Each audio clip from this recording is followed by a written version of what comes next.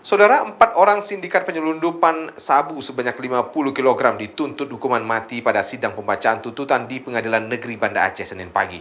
Sementara 1 orang lainnya dituntut oleh Jaksa Penuntut Umum dengan hukuman seumur hidup. Sindikat penyelundupan sabu sebanyak 50 kg di Aceh Timur beberapa waktu lalu menjalani sidang pembacaan tuntutan di Pengadilan Negeri Banda Aceh Senin pagi. Ada 5 terdakwa yang disidang, 4 diantaranya dituntut hukuman mati oleh Jaksa Penuntut Umum, sedangkan 1 terdakwa lainnya dituntut hukuman seumur hidup penjara. Kelimanya disidang dalam berkas perkara terpisah.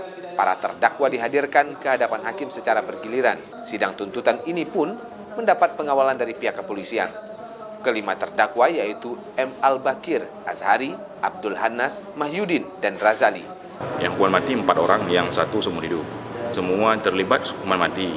Yang 1 seumur hidup ini dia kan berperannya hanya menyiapkan bot untuk orang yang si Razali, si Azhari dan si Al-Bakir untuk pergi ke Malaysia menjemput barangnya. Ya, kita akui perbuatan mereka itu salah, ya. Kita lihat ini semua orang pedih, orang pengangguran.